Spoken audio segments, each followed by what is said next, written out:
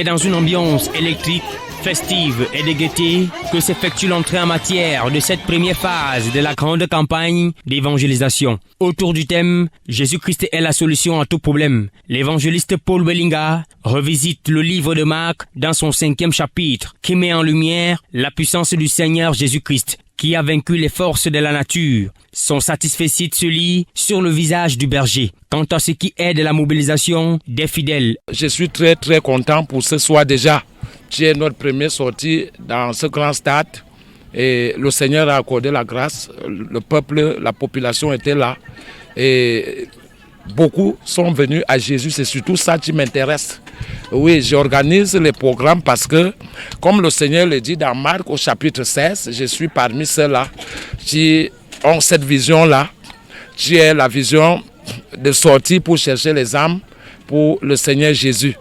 Je suis ceux-là qui, je ne veux pas m'attendre sur quelqu'un. Le peu que j'ai, je m'efforce déjà à faire avec ce peu-là pour que les âmes du Seigneur soient sauvées.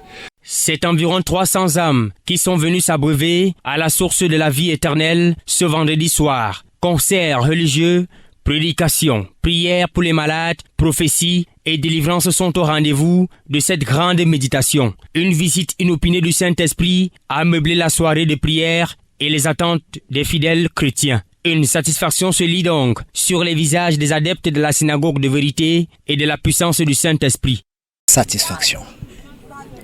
Satisfaction parce que déjà je ne m'attendais pas à avoir un aussi grand peuple, une foule aussi importante parce que le temps qui nous a été donné pour la mobilisation était assez court.